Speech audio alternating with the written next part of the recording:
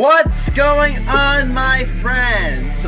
Welcome to episode 154 of the Get AGF podcast. Here we bring you everything New York, New Jersey, Philadelphia, national, international sports. Hosted by yours truly, Grassani, Joyce Morell, Alex Rich, and our special guest, Anthony Paradiso. You can tune to our podcast on various platforms, including, but not limited to, Spotify, Apple Podcasts, Google Podcasts, Amazon Music, iHeartRadio, and YouTube. Also, follow social media at GAGRP. With all that said, it's time to get your game on. Yo, guys, we have another repeat guest joining us. This guy joined us. What was it? Almost a year ago, I think. I think 11 months ago. Does a lot of great work. Does a lot of great work for the New York Rangers. Rangers for OvertimeNorks.net with hockey playoffs coming. You know, I said I gotta get a hockey guest back on. We wanted to do a hockey episode, and we couldn't think of anyone better than and we're so happy to welcome back to the show, Anthony Paradiso. Anthony, welcome back. How you doing? I'm doing great. We got Rangers Devils. It's unbelievable, and thanks for having me back on the show. No problem. Guys. Now, before I even ask you about the series, I do have one thing to say. I wanted to, Anthony, I wanted us to do a little flashbacks, till 11 months ago. Oh, so here we are, guys. Little flashback to just under 11 months ago. Here we go. All right. Last one here. So, Anthony, I just want to let you know, I tweeted you about this. The Rangers. Good luck to you guys for the rest of this postseason. But regardless of what happens, a year from now, Game 1, Madison Square Garden, Rangers Devils. You want to get me tickets second? You want to go to that game? Yeah, sure. I think it would be a great story for the game if it happens. I'd be down. I'd be down. Even if we don't go to a game, we'll go to a bar somewhere. Well, it would be a great time. It would be a great time. But you don't drink. You go to a bar, but you don't drink? For food, wings. Hey, I go to bars and I don't drink, so you know what? Just go to a wing stop then. Fine, we'll go to a wing stop, all right? We'll go to a wing stop. I feel like that doesn't, you want to go to a bar, near the arena. So, listen. You go to a bar and not drinking and watching a game, that's like going to a strip club and not looking at any titties. Like, what the fuck? Well, what the fuck? Okay. That's a good one. I think, listen, you could have one beer, like a Corona, something light, just nurse it, and we'll get some good food at one of those places. Yeah, Adam, what's next? It's like you go to Anthony, just so you know, book it. So looking forward to it. But Anthony, I'm going to start off with just asking a simple four-word question. Did I not call it? You did. You absolutely did. I'm not even gonna. I was not thinking this would happen last year. So I don't think anybody saw what happened with the Devils coming this year. Yeah. Did you want to open that? Or did you want to open with the Rangers? You can open with either. No, we're doing fine. All I'll say is that because I'll ask you about that. We will break down this series and we will get into this series from both angles. But first of all, but in all seriousness, Anthony, this season for the Devils, if you had told me that they would have made the playoffs, but as a wild card team, I would be like, okay. If you told me they would be an improved team, I'd be like, okay. Anthony, if I told you back in October that they would finish with 52 wins and they would finish with 112 points and they would be one of the best teams in the entire NHL, your reaction would have been what? You got to be joking. No way. I saw them. You would have been. Oh, by the way, we got a special guest appearance. Hello. What's up? What's up? I'm one of the co-hosts. for this boring What? boring show about hockey. Because No, Michael. Let me send you the clip. I'm gonna send you the clip right now. Hold on. And check your phone, and I will ask you, did I not call it? This guy, he's a prophet. Brother. Did you talk about when we talk about the Devils versus Rangers? Yeah, he called it. He called it. Hey, it doesn't mean that the Devils are going to beat them, because you know what? I mean, we've got last year's hockey, experience under our belt. Yeah. Yo, guys, I'll be back in time for the hot take. Okay. All right, later, Peace, Mike. Michael. But getting back to it before we were brewing, I'm interrupted there. God love Mike, but in all seriousness, Anthony, if I told you like a minute ago, the season that was red, your reaction would have been, you probably would have told me, hey, I highly recommend whatever is your smoke, I highly recommend putting it down. Exactly. Whatever's in that vape that you got, pass it. Let me know. I'll go to Rise, the dispensary, and pick it up, because I have no idea what you're on.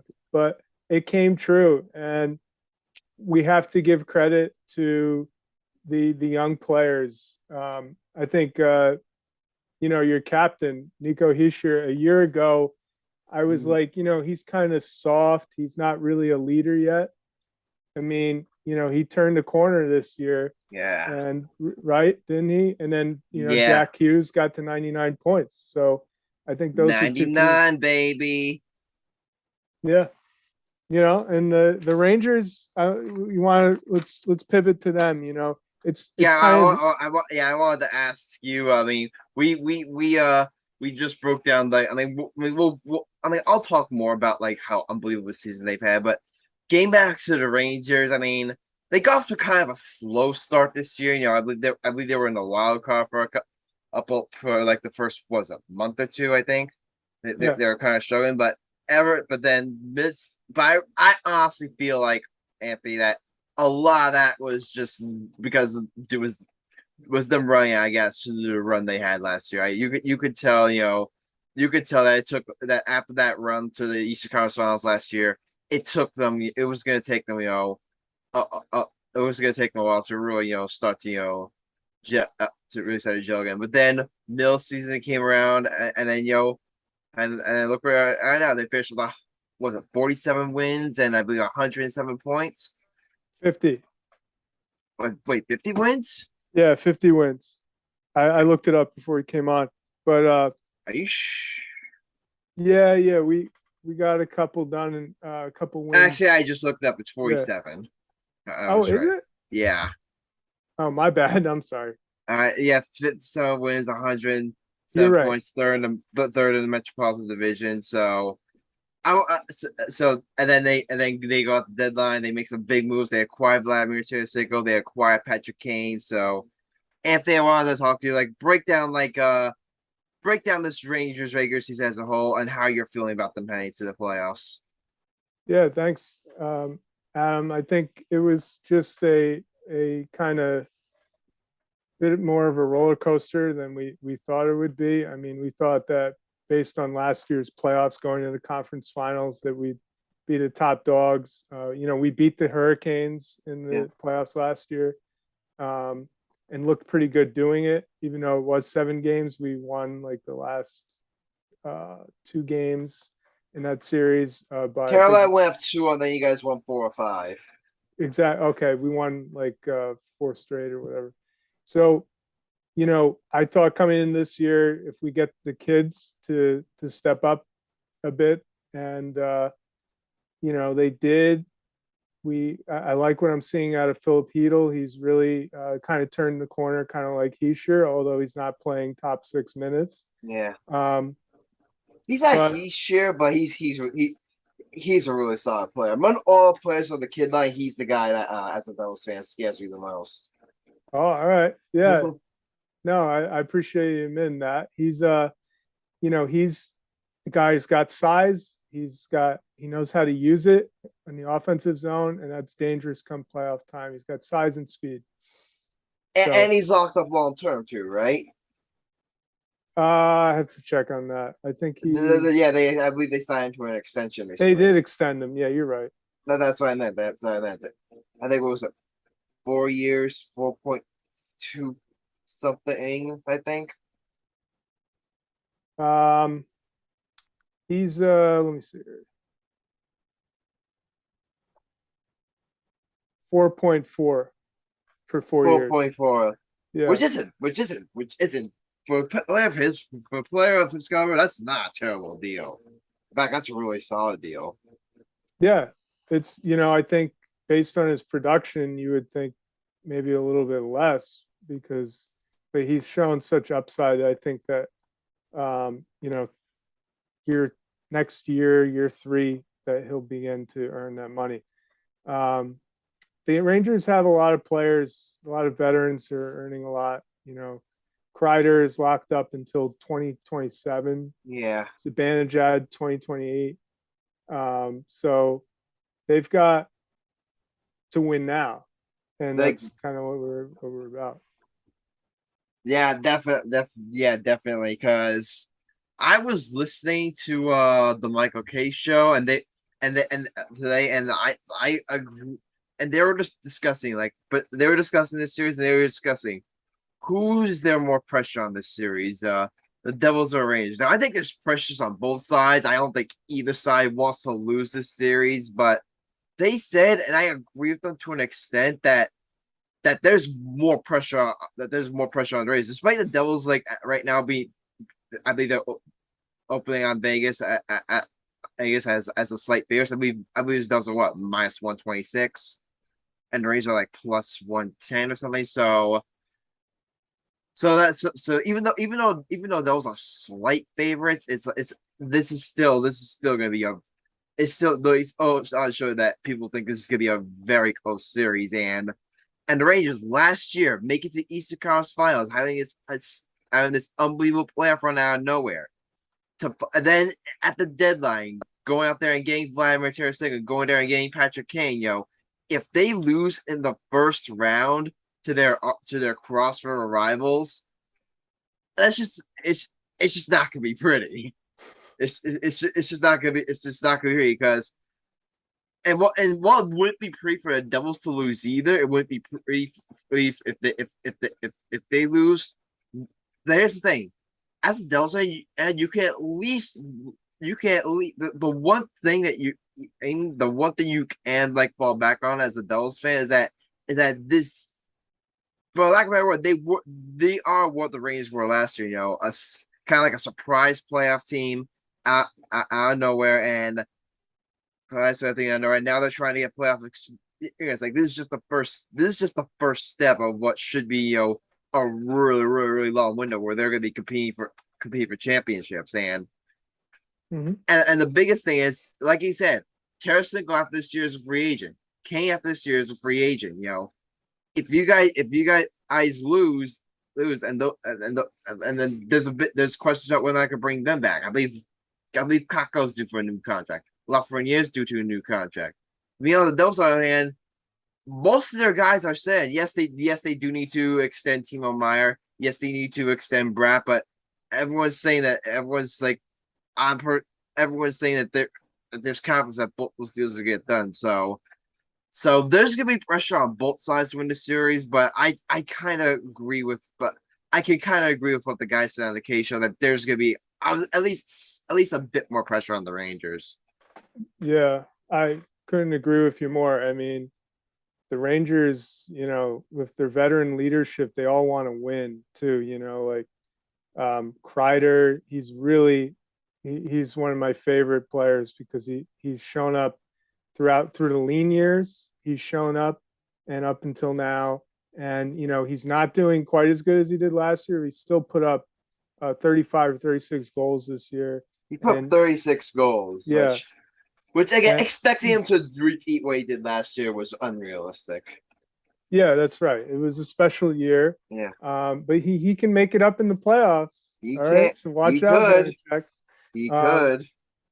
So I think, yeah, it's really there's going to be a lot of pressure, but they're experienced enough to deal with it. And I think you got a guy in Tarasenko who won a cup already. Patrick Kane's won 3 already. They should be guys that the young guys in the Ranger locker room should lean on, right? Yeah. And, you know, they'll be important here, even in this first round series. Nobody thinks that the Devils are going to be a pushover either. It's just because, yeah. No. Then I think because I said I would be shocked if this series doesn't go at least 6 games. Me too.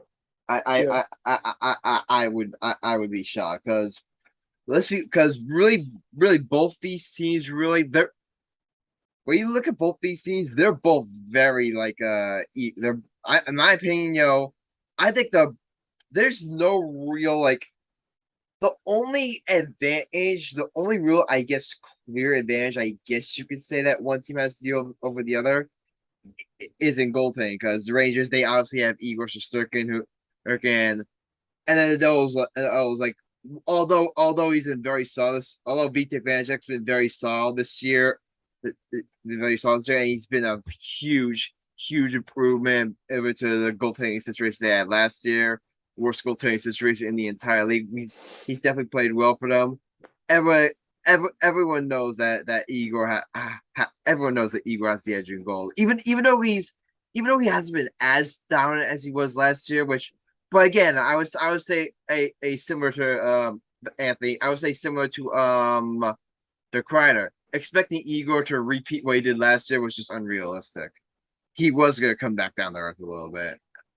Yeah, but I think in hockey as opposed to some other sports, yeah, the goalie position, like we saw in the series against the Penguins last year when the Rangers were down and Shesterkin, was doing everything. He actually had an assist on a goal in game 6 in Pittsburgh, which was a big win. It was like a 4-3 win. He can do a lot of things to get the team going, whether it's something like that, making a timely save, just being consistent. And the Rangers are going to need all of it here against the Devils. Yeah. So I think you laid it out really quick there, but maybe if I could just give you the stats on the goalies this year. Go ahead. I'm sure but Shesterkin this year was 37-13-8. Vanacek was 33-11-4. So Shesterkin had 4 more wins, but they're kind of like similar records. Goals against average, Shesterkin 2.48 and Vanacek 2.45. So Vanacek has a slight edge there. Yeah. And then in save percentage, it was Shesty with a 916 and Vanacek with a 911. Not much difference. Their numbers are very, very, very, very similar. So this year are very, very similar. So I personally think that while I definitely agree Igor's the better goaltender, I don't think the gap between him and Vitek is as large as people think, at least this year. The only reason that I would say that the big reason why I would say the Rangers have the clear advantage of goal is that we've seen what Igor did last time. We see how well he's capable of performing. Like Vitek, as great as he is, I don't think he's necessarily the type of guy that can kick it really to that extra level. At least not yet, because Igor kicked it to an extra level next year. Now, will he do it again this year? We'll have to see. But we've seen him kick it to the extra level. We haven't seen Vitek really kick it to that amazing level where while he's been solid, he's been great. He hasn't really kicked up to a best of caliber of play, at least not yet. Sure. I think answer this for me, watching the Devils this year, has there been a stretch of 5 games where Vanacek's been lights out and is the team hasn't been playing that great, but he's won them games? Well, that's the thing. There are stretches where he's here's the thing. There are stretches where there are stretches like that where he's played out of his mind. He's played lights out. But here's the thing. During those stretches, the team usually also played really well. Yeah, because go ahead.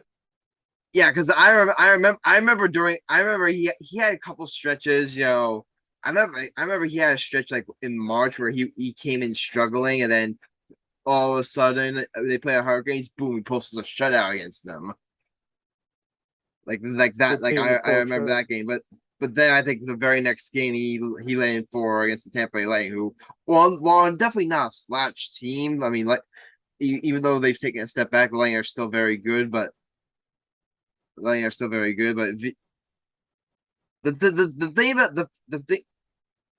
thing about VTech is that the one thing is that if the Ranger here's the way I'll put it.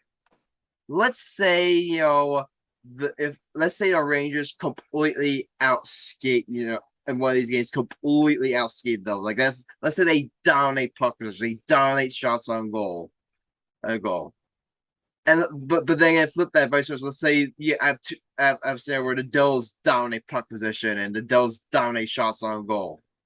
You like the Rangers' chances of winning a series where they're getting outplayed on the ice because they have Igor, rather than you like the situation where the Devils are getting outplayed because Igor's the type of guy. Because Igor, I feel like has proved is the type of guy that can really for lack of a better word stand on his head. Not saying Vanacek can't, but Igor is like between. If I were to bet on one goalie standing ahead of this series, I would bet on Igor. Wow, Adam, that's a great question, by the way. I can't I'm trying to think about that right now. I mean, I think that a lot of the analysts will come and tell you hey, you got Igor, that's a great thing to fall back on, but the Devils, Rangers and Devils met 4 times this year. The Devils had the edge. I think it was the Rangers had 1 win, 2 losses, and 1 overtime loss. Yeah. And the Devils were 3-0. The Devils did not lose to the Rangers regulation this year. Which is gonna be a big thing because here's the thing, Anthony. If the Rangers are gonna win this series, what are the odds of them winning this series with all 4 games being overtime wins? Not high at all. And, exactly. So they're likely gonna have to win a couple of games of regulation, which not saying they can't do, but that's something that's gonna happen that they're gonna have to do. Yeah, and I think the last game is something we can refer back to. It was at the Rock, so not at the Garden where the energy might be a little more electric than the Rock. I don't know. I don't want to offend anybody, but I think just so you know, I was at the Rock. I don't know if you saw. I posted on Instagram. I was at the Rock Fan Appreciation Night. That place was booming. Okay. I've never been to Madison Square Garden, so I unfortunately can't speak on what the atmosphere like is there. I'm sure it's just as electric, but don't sleep on the atmosphere at the Rock. That place can get really loud. Okay.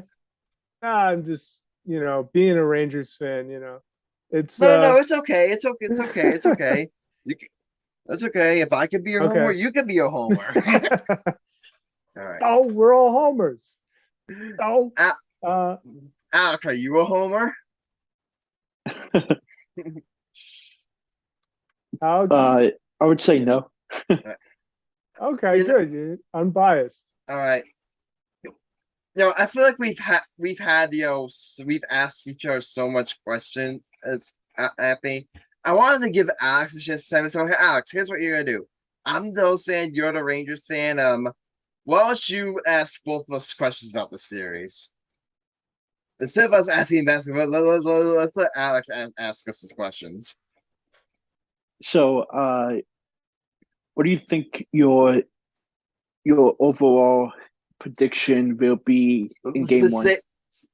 For game 1, okay. Just so you know, we're saving the series fixes for the second half. So Just for Just for game one. Is this Yeah. for me? Yeah, for you. Okay. Yeah. It's going to be a road game for the Rangers. All the games have been close this year, including that last one was 2-1 in favor of the Devils. I'll go 2-1 Rangers because I think that they're going to be ready to play in the series and get off to a hot start. But that's my prediction for game All one. right. How you on? Oh, I'm gonna go. What am I gonna go? I'll go 3-2 Rangers in game one. Yeah. Because here's the thing. The Rangers, they know that I feel like the Devils have just been so they know that they've been the Rangers, they know it's like the Devils like kind of had their number all year, so I think they're gonna really come out firing. They're really gonna come out firing and look to set a tone in game one because they know that since the Devils have beaten them a lot in the regular season. I could see the Rangers jumping out to a game one lead. But I don't know. Maybe Okay. I'll change my mind maybe I'll change my mind in a couple days. But I could see where you're coming from. No, yeah. All right. I think that's interesting. Here's a question. And this will be for this will be for both of us. So this will be for both of us. So Anthony, I'll ask you first. What scares you most of the other team? So for you, Anthony, it'll be what scares you most about the Devils series, and for me, it'll be what scares me about the Rangers the most. So I'll ask you first, Anthony. What scares you the most about the Devils series? Oh, I think it's kind of that top six now. I think that Jack Hughes is somebody who could beat you, on the power play. He's can score in a breakaway. I don't know how the Rangers defense is gonna handle his speed, and then Timo Meyer, big physical guy who can move a lot and can score a great shot. So I think it's going to be the Rangers, not just their blue line now, how well their forwards check that Devils top six. And for me, what scares me about the Rangers it's easily Igor.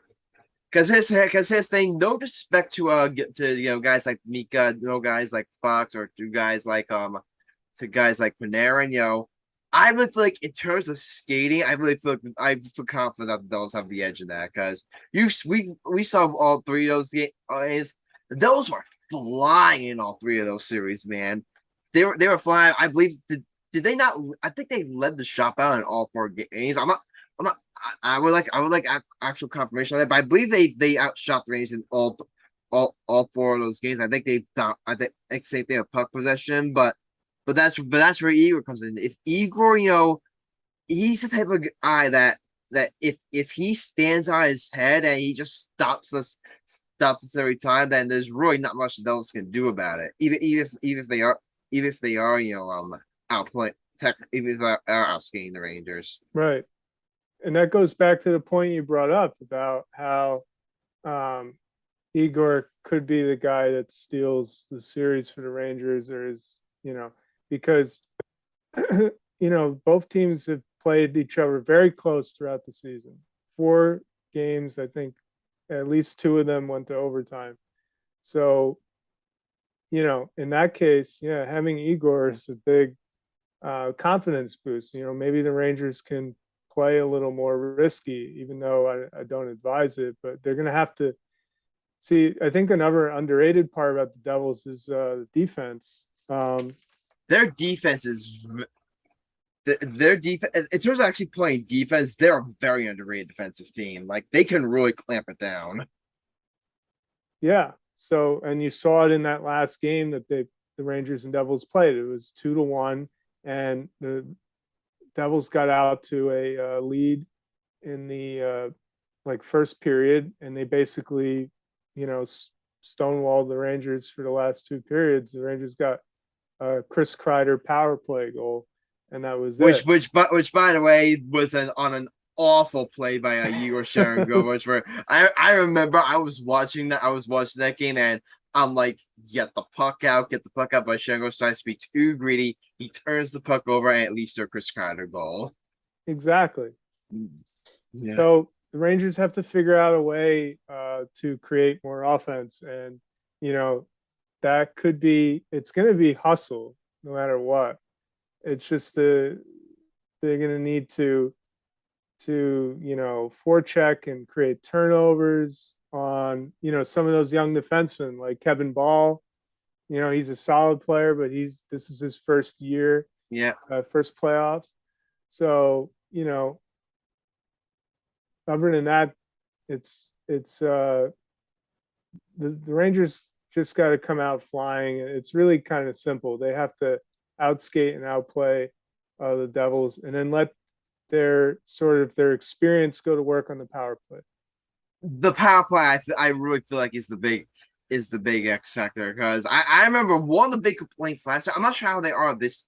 One of the big weaknesses I feel like of the Rangers, in terms of scoring, they struggle at 5-on-5. I wouldn't say struggle, but their strength really they get a lot of their goals from the power play. So that's gonna be big for the Devils. They're gonna have to try to stay out of the penalty box, because since they know that those power plays is excellent. I believe they're top five. I believe they're top five. In the National Hockey League. Let me get official confirmation on that. But because while their power play is the penalty kill, they're fourth in the league. Those penalty kill is fourth in the league. So as great as the penalty kill is, if you get into the penalty box too many times, Mika Zibanejad, like on the power play, the Rangers on power play, they'll make you pay. Yeah, Zibanejad again led the Rangers in power play goals this year, and he has that wicked one-time slap. That's Mika Zibanejad's bread and butter. That one-timer from the slot on the power play. That's his bread and butter. Yeah, you think it's kind of feared throughout the league. I mean, people are like, "Wow, that's like the best one-timer in hockey," right? Right, Alex? Have you observed that? I know. Yeah. Go ahead. Yeah, right, Alex. I mean, so like the Zibanejad, everybody's going to be expecting it. I'm sure it's going to be, Devils players blocking it, ready to block that slap shot. So it's not. If you're the Devils and you go on the penalty kill, if you're on the penalty kill, like Mika Zibanejad, if we talk about skaters, like I know statistically Terry Panarin is the best player on the team. In terms of skaters, Mika Zibanejad is the guy that scares me most. That guy's a gamer. That guy can score goals. The guy's clutch. That's the guy I'm working out for. To me, especially on the power play, I'm making anyone else beat me other than Mika. Yeah, I mean, I don't think that anybody on the Devils quite would scare me in the same way, because Zibanejad is such a smart player, and he's just like everything in his game is well rounded at this point. Like he has completed his potential in a way.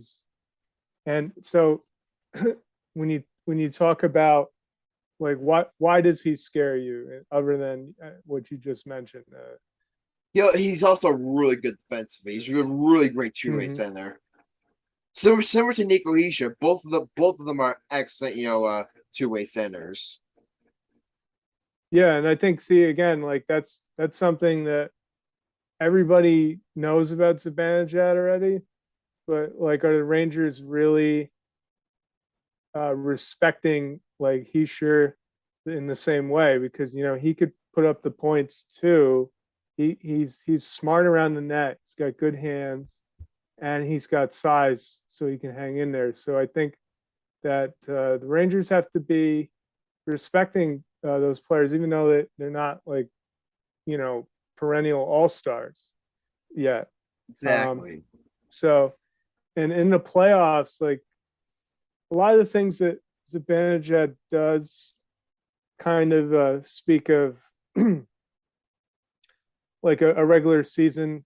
They're really effective in the regular season, but it's just harder in the playoffs to to do everything, like to get all those odd man rushes that he does. Get off the one-time slap shot.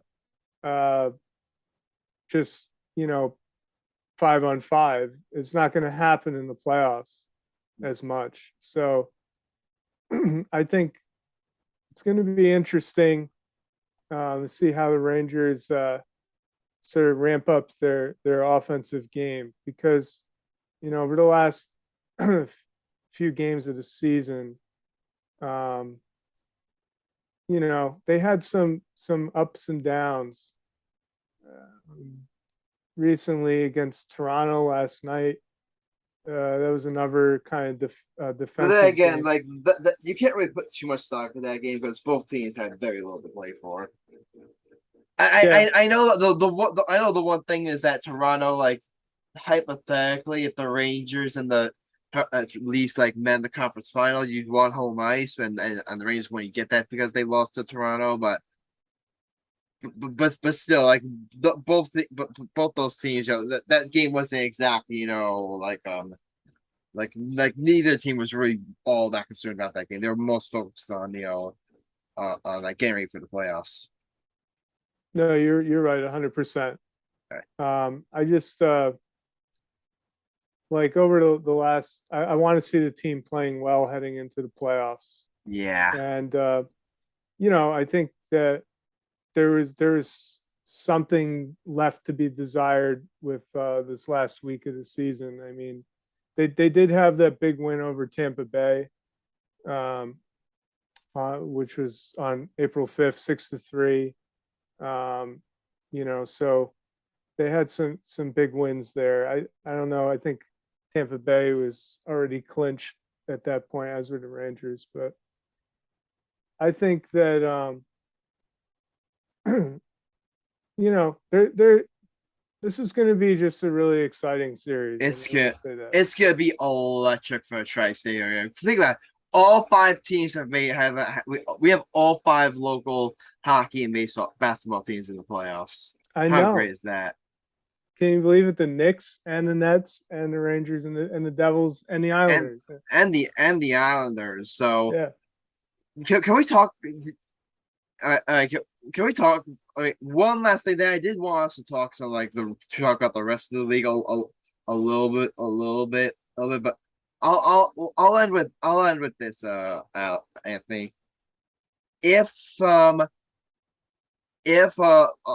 end with this. If the Rangers are gonna win this series, how are they gonna do it? Like, what needs to happen, for the Rangers to win this series? And I'll answer that question vice versa once you're done. Okay. Like, what specifically? Like, give me one key thing that really needs to happen. I think. Well, see, we brought up Shesterkin being an edge, and that's only if the team plays well enough to put him in position to steal a game or whatever. And I think that against the Devils, they're a young team with a lot of energy, and the Rangers have to match that. And it's going to be, the Rangers aren't that much older than the Devils, but I think that Jack Hughes is a dangerous player. They have to stop him. He cannot have a big game. They have to play very well defensively as a team, and then that'll lead into their offense. I think that's just the way the playoffs are, and I would almost say that for any team, any matchup, in any matchup here. Yeah. And I'll answer that question from the Devils' perspective. If the Devils are going to win this series, Anthony, the one thing I really think they have to do, they have to expose, some of the Rangers' weaknesses on defense. Because correct me if I'm wrong, Anthony, that's been one of the big complaints I've heard from Rangers fans on the is that at times they do not play well defensively in front of Igor. Yeah, at times we can't get the puck out of the zone. The old mantra. Yeah, and I believe I saw this stat. I think Artemi Panarin leads the league in defensive zone giveaways. I saw that stat. So if you can't get the puck out, and if a Toronto is going to do that against the Devils, they will make them pay. So that's the one thing. That's the one thing the Devils have to do. They do exactly what they've done over the regular season. Dominate possession, like really show off your skating ability, and really show off your skating ability. And if you know what, if Igor completely stands on his head, so be it. Not much you can do about it, but really, really take it to them and really take it and really, and really, because I believe I saw this stat. Apparently, analytically, like Patrick Kane, that's one question I wonder how much of this I've left to take. One of the complaints I've heard, like when Rays acquired him, apparently, analytically, he's like the worst defensive forward in the league. Yeah, I heard that. I heard that. So I heard that that's too. something. That's something that that Fury does that you should be looking to exploit. I think the Rangers have put him on a line with like Trocheck is a good defensive player. Yeah, I think that they've tried to hide that weakness in his game. I think that hopefully in the playoffs he plays harder and that doesn't factor in as much. And I think he's a good enough skater where, the one thing is like he doesn't get involved physically and everything. He's not going to go in and ram somebody through the boards or anything. Yeah. But he's a really good skater. He's got good acceleration, and he'll get back on the back check, and that's what this is going to be about. And that'll lead to offense, because I know from playing that when you're making good defensive plays, like when the games are really tough and like it's fast paced, you can't really like hang up ice and get breakaways, and none of that stuff happens. Yeah. It's all about playing hard, like going in forecheck, getting involved, getting your blood pumping, and it'll lead to luck and the puck bouncing your way and stuff happening. So that's what it's going to be about. Who has the energy to play that way? And that's like you said, let the skating ability shine through. Well, the Rangers kid line can really step up for them, and that's Philip Hedl, Alexis Lafreniere, and Capo Caco. They can play that kind of game and wear down the Devils a bit and wear down their defense. Yeah. Yeah, the kid line. I remember watching that game, aim, like what was that on the 30th. On the 30th, I remember watching that game. They're paying to play against, man. It's like every single time, like I see like all students more or less, I'm like, oh, it's like, oh great. It's like how are we gonna? It's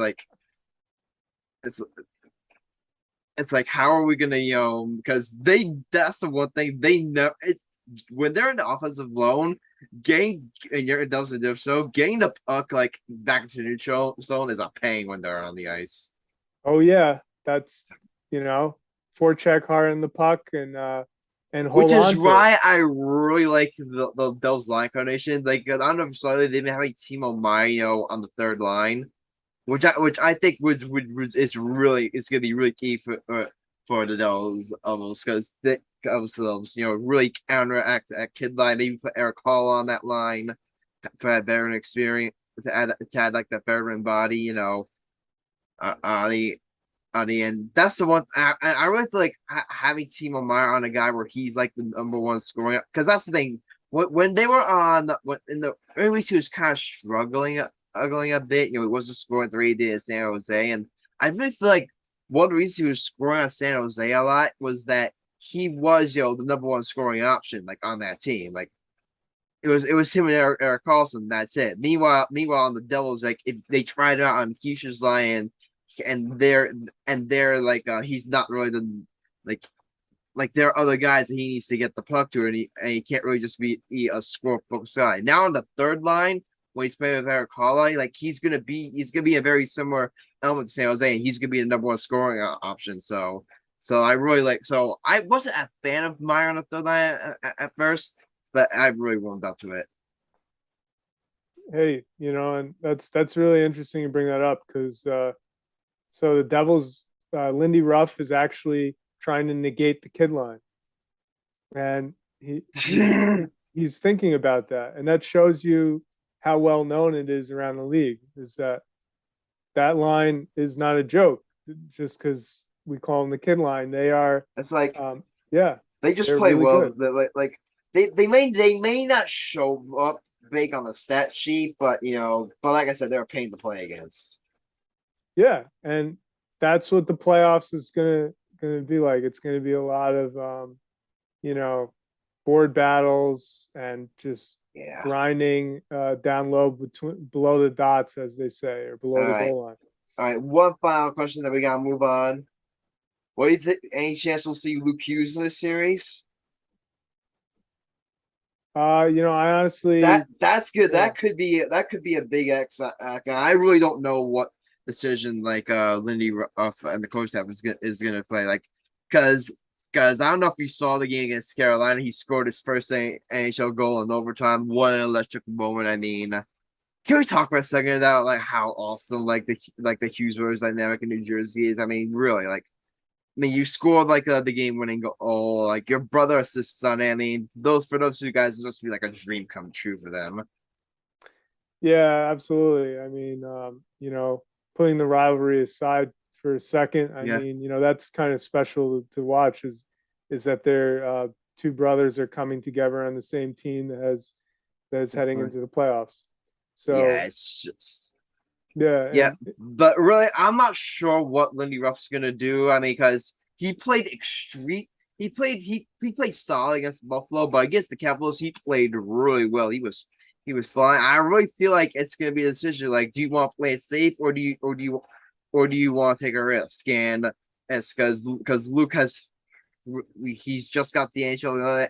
He has so little experience. Do you really want to throw him to the fire of such a crucial playoff series? But playoff series. So I wouldn't blame Lindy Ruff if he decides to play safe and maybe go with Brendan Smith or go with Kevin Ball or someone like that. But I wouldn't necessarily be against it if he decides to play Luke either. I really that's gonna be a very interesting to see how Ruff decides to handle that.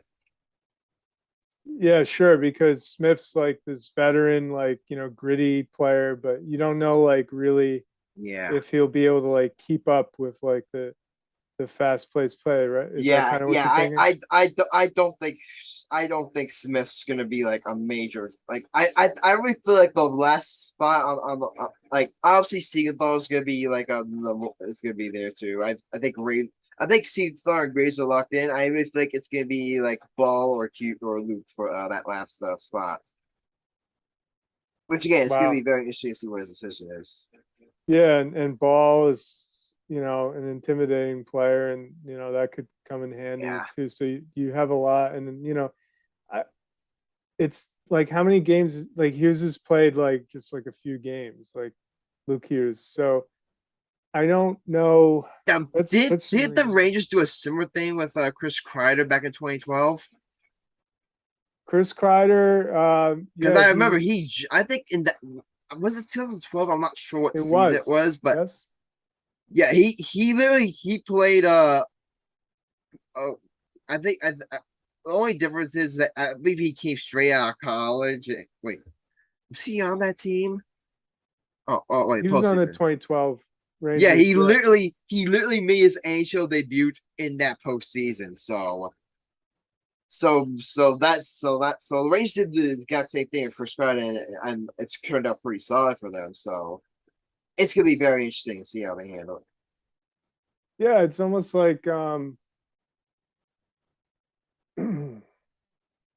it's you always want to you got to take risks to be successful sometimes, and I just don't know if a player because Kreider had some regular season experience before that, so it wasn't quite what you said. he played like at least like 10 games in the regular season. I don't think he didn't play a regular season game for them in 2011, 2012. He literally jumped right into the fire in the playoffs. Maybe you're right, actually. Okay. Yeah, he played well. I think he recorded 5 goals, 7 points. So it's been done before. All Well, right, Anthony. It's wild. Yeah, Anthony. We'll talk more about the series when we do our official playoff predictions, like coming up. But I wanted to ask you, like, what other matchups? Because we're doing a full NHL season postseason preview. Postseason preview. So, what other matchups? All the matchups are locked in. All playoff matchups are locked in. So I want to ask you, like, what other matchups like really intrigue you in this playoffs? I've been so wrapped up in this Rangers Devils one, but I think I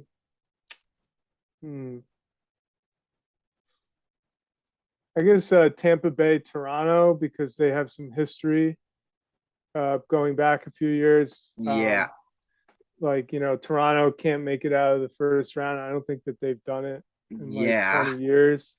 They have done since 2004, which I'll tell you, I don't want to spoil our predictions too much. Really, if you're Toronto with the Lightning taking like this kind of step back, if you're not going to get out of the first round now, when are you going to get out of the first round? Like, if you're not going to beat Tampa now, when are you going to beat Tampa? It's like Tampa has never been this vulnerable in years. So yeah, if you're the Maple Leafs, like, we're talking about a lot of pressure being on the Rangers. All the pressure is on the Maple Leafs this series. Yeah, absolutely. I mean, if they lose that series, it's not going to be pretty. Yeah, like Tampa Bay's like window is kind of like, I mean, I don't know if you still call it a window or whatever. They won 2 cups in the last 3 seasons. They're a little bit past their prime. Still dangerous team. But Toronto with Matthews, Marner, it's kind of their time to shine here. Yeah, it's like in the playoffs. Which Tampa could win this series because we've seen them, like, they're battle tested. Like, I think after the last postseason, we've all learned the rest of like never bet against Tampa, or never count out Tampa. But like you said, I mean, if not now for the Maple Leafs, then when? Really, if it's not now for the Maple Leafs, then when? Yeah, come on, Canada. And last one I want to ask you about. Let's talk a little bit about the Islanders.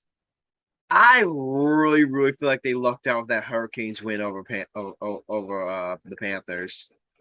Because here's the thing, if the Islanders played Boston, I really wouldn't give them much of a chance. Because really Boston, we all know the season they've had. I mean, they've set the regular season wins record. They set the regular season points record. I really feel like let's just say Florida is in a lot of trouble. That's all we're gonna say. Florida's in a lot of trouble. So I wouldn't have given the Islanders really much of a chance at all in that series.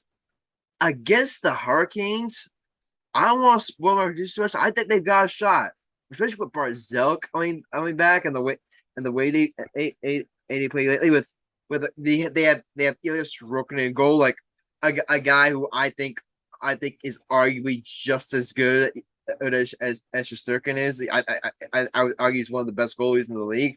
The Islanders, if we talk about like who's gonna make it out of these, I think we are gonna be like Bruins up there, Rangers up there, Maple Leafs up there, Devils up there. If I had to pick a sleeper, and you can't count the Hurricanes, if I were to pick a sleeper team to come out of these, I think the Islanders would be my pick. Yeah, and they have a lot of playoff experience on that team, so it's definitely very possible. Anders Lee, their captain, Brock Nelson, they've all been through it. I think they've won like at least 2 playoff series, like going back to the bubble year. They made a little bit of a deep run. So they've got a shot there because Carolina, they won the division and everything, but the Devils are right on their heels, like right there with them. Like Carolina's not They took them Boston. up. Those took Carolina to the very end, really. Pretty much. It was Yeah. never like, yeah, and the Rangers were 3-1 against Carolina. Yeah. This, the one reason why I'm a little down on Carolina is the injuries of Shinbenskov. That's who's that? The injury to Andrei Shinbenskov. Like that's a killer blow for them. Wait, who's the second guy you said? Sorry. How do you pronounce his name again? Chavez? Yeah, Chavez. Yeah. Yeah. I'm Seth bad with hockey names. Sorry. That's all right. No, I'm actually I'm with you on this. I don't know who you're talking about quite. Yeah. He was their number 2 overall pick. Like I think for 2018, he's really played well for them. So yeah, losing him, I believe he's out for this season. That's gonna be that's a huge loss for Carolina. All right. Did you mean Seth Jarvis? No, not Seth Jarvis. Not Seth Jarvis. No. Who's this guy?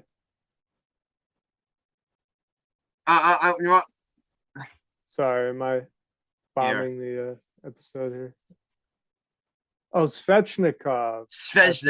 Yeah. Yeah, he is dynamic scorer, and losing him is a big blow. Physical player too. But who cares about the Canes? That's one thing we both can agree on. Yes. Thing. Who cares about the Canes? That's right. Okay. Man. All right. Before we get to we're gonna do we do an second episode called the Hot Take episode. We'll make it quick this time. I'm Anthony, so we can get to our predictions. But Alex, before we get to it, I wanted to give you a floor to talk about these NHL playoffs. I mean, I'm sure you don't really care much because we all know the situation with your team, but still, from an outside perspective, break this down. Yeah.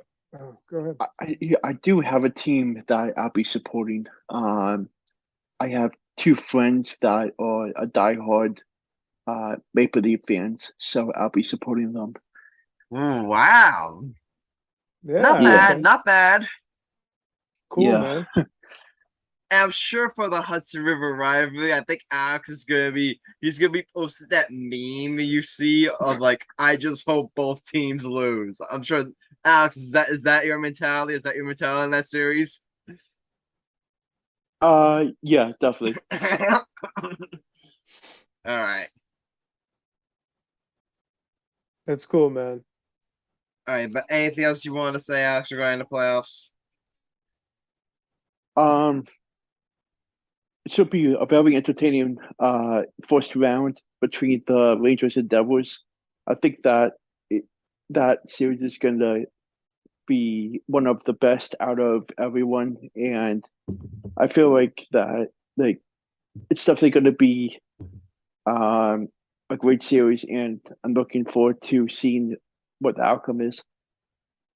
It's gonna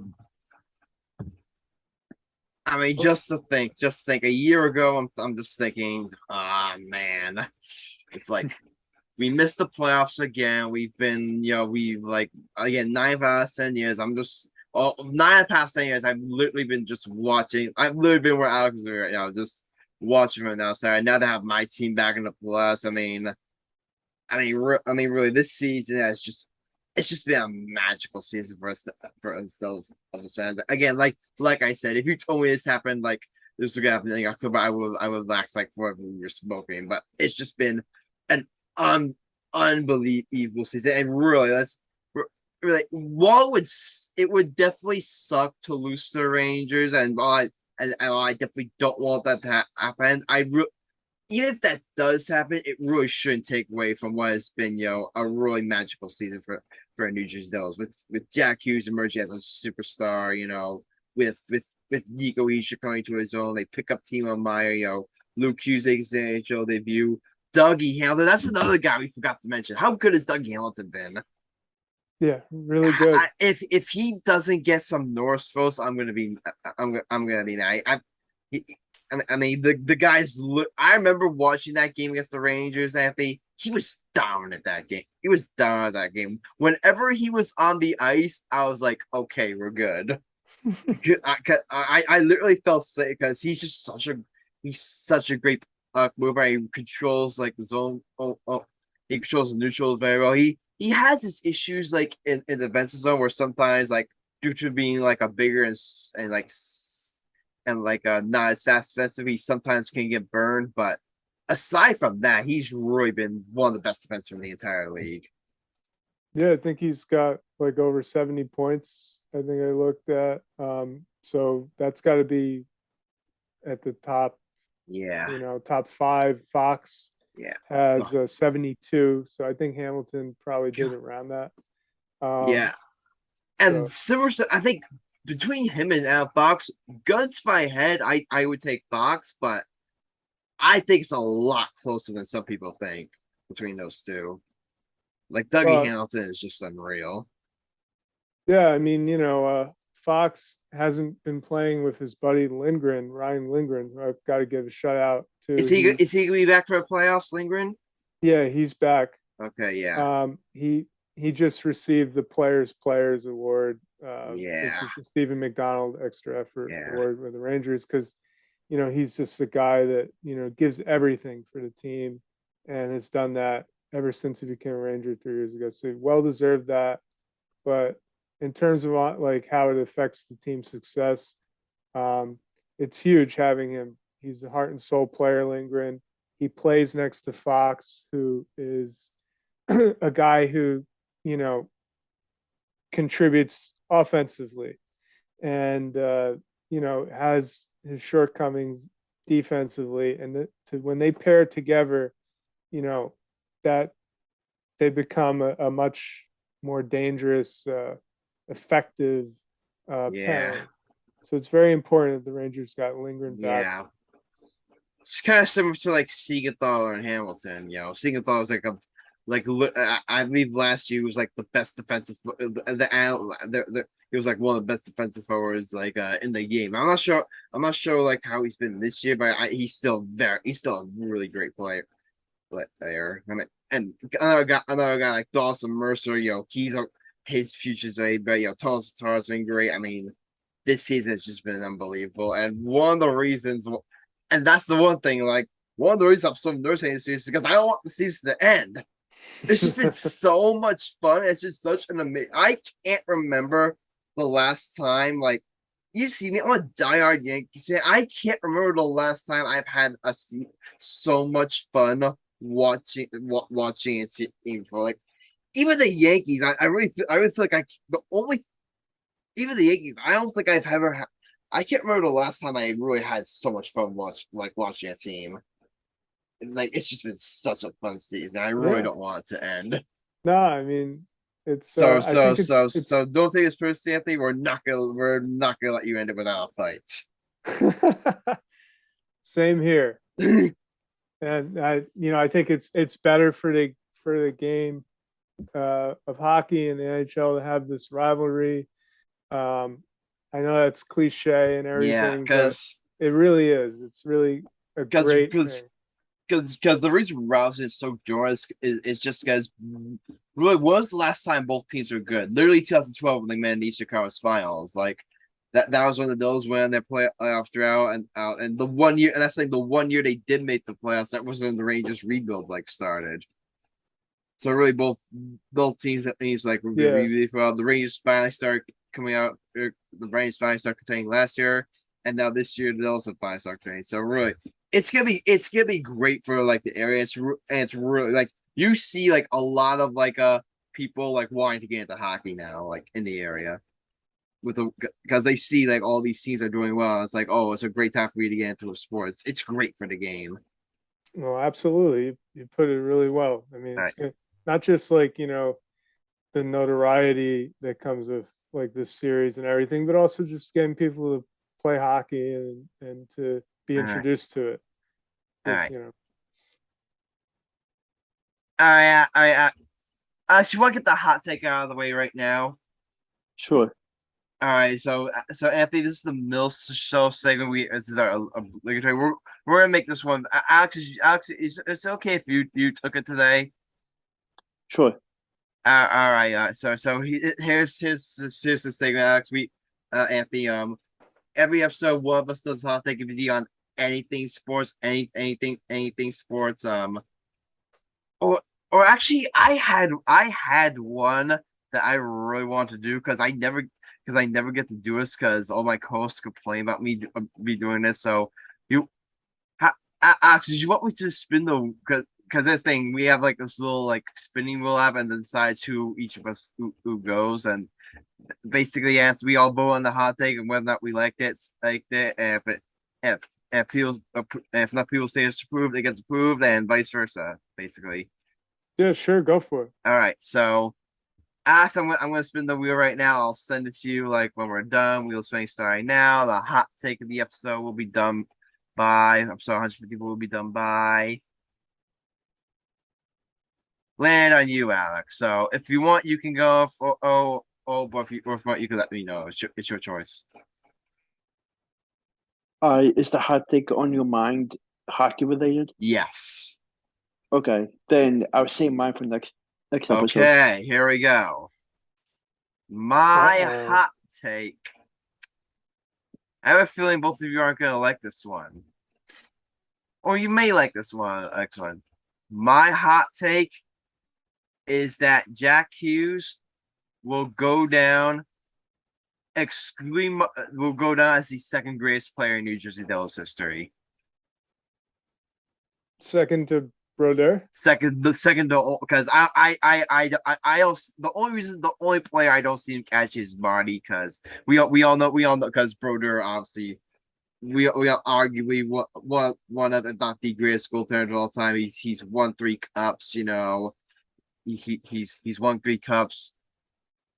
Like we all know the great Steve Martin. So I can't see like Jack Hughes really catch you. But aside from that, what Jack Hughes has done this season, let's just think about this. You know, he put up 99 points. He broke the Devils single season like scoring record at 21 years of age.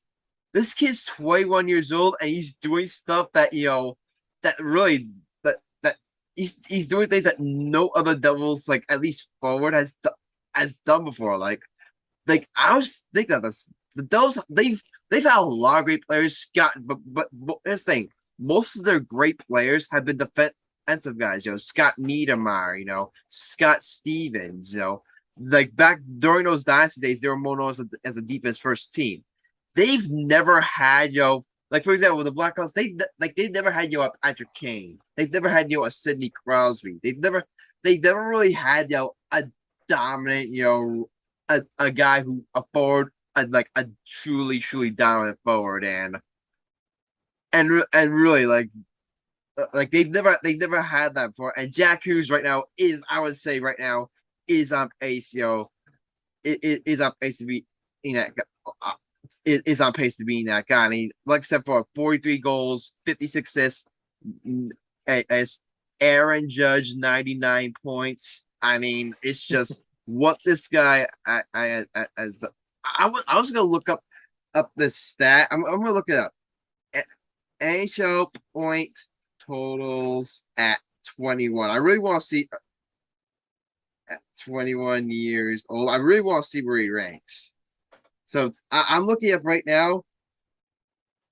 Right now, his 21-year-old player's regular season stats he's right now 23rd all time. He's tied with Jaromir Jagr. He's above Steven Stamkos. His 21-year-old season, he's above Alex Ovechkin. He was above Patrick Kane. You look at all these guys that in his 20s. You look at all these guys. I think you have from Austin Matthews. It's just that you look at what he's doing at such a young age and the type of players that he's had before. Really, the sky's the limit. I think for this kid. And obviously, the goal is that he will have to add some hardware. He will have to lift the cup like at least once, maybe a couple times. It's zero for him to do it, but I feel really confident in that, and that's why I think he will go down, as the second greatest player in New Jersey Devils history. When he decides to hang up the skates, the consensus will be he's the second greatest Devil of all time. Yeah, I think the only thing that I would bring up on the contrary, um, I think everything that you mentioned is very strong, but I think that he's got to stay healthy, and I know that that's cliche and everything, but that's when you talk about being the greatest player in a team's history, and all those guys that get recognized like that, like you mentioned, Brodeur, Scott Niedermayer. I mean, they played over 20 seasons, I think, Yes. and so. And no disrespect to Niedermayer, no disrespect to guys like Niedermayer, guys, both of them were studs, but it's like maybe Niedermayer is the guy because I remember how dominant Niedermayer was, but really, like aside from that, they've never had a player as dominant as Jack Hughes. Really, the only thing I can think of that comes closer to Taylor Hall won the Hart Trophy. Even then, that was 1 year. Well, there was Patrick Elias who had, I think, the record for points before him. But as great as Patrick Elias, as I love Patrick Elias, one of my favorite Devils, like he was never like this dominant. That's the one thing. But that's the one thing. Like they've never had like a dominant forward before. Jack Hughes is my point. No, that's spot on. I mean, Elias had 96. I think that was the record 1 year in his age 24 season. But after that, he went to 81, 78, 78. Still very solid numbers. Yeah. Don't get me wrong. Still great numbers, but it's like, and again, we'll have to see how Jack Hughes follows up this year. I mean, it's the one thing that he is taking advantage of is that it's easier to accumulate points now than it was like all those years ago. But still, it's like you just gotta tip your cap after him. No, and I'm not sitting here as a Rangers fan trying to, put down what he did. I mean, it's really impressive, and he played really well against the Rangers, and we have our hands full of him. Yeah. So he's a threat to score, at any point in the game. He's that quick and explosive. All right. Yeah. All right, Alex, did you have any questions for me? I definitely liked it. You had the right material, and I approve. Thank you. All right, Anthony, time for your vote. I mean, I feel like I'll approve of it because I don't have a dog in the race there. Because it's the Devils. It's what you think of your team and the best players in your team's history. Exactly. I didn't bring the Rangers into it. I feel like if I brought the Rangers into it, you probably would have disapproved. But I decided, I'm not going to do that. I'm just going to stick to my team. That was very smart. Yes, because we have some guys that would give Hughes a run for his money. That's the one reason because you guys have just. That's the one thing is that you guys have you're one of the rules of succeeds. You've been around longer, so you're naturally going to have obviously one guy that I don't think he'll catch is Mark Messier. That's one of the guys I don't think he'll catch. But I'm sure you're talking in terms of Devils history. I think he'll be up there. Yeah, no, I think Zibanejad has a chance to be really great when his career is said and done. Yeah. He's a guy who could hit 100 points at some point. So yeah, I'll hold on to that. All right, in my corner. All right, but guys, it's time for our 2022-2023 Stanley Cup playoff predictions. So did you guys have you guys all joined the league I'm creating so we can all along? I have not yet. I'm All right, sorry. while you're doing that, both of you just go join it. I text the password for you. I'm not gonna say on the air. It's just because I don't want anyone to wait, the group. Oh yeah. Okay, yeah. So I actually joined. Like Anthony, when you get a chance, you can join, and we're all gonna fill out our predictions together. So we'll save the blood. I think we'll save the bloodbath. We'll make this easier. So I think we'll save the bloodbath for later, and we'll do the Western Conference first. I think that's smart.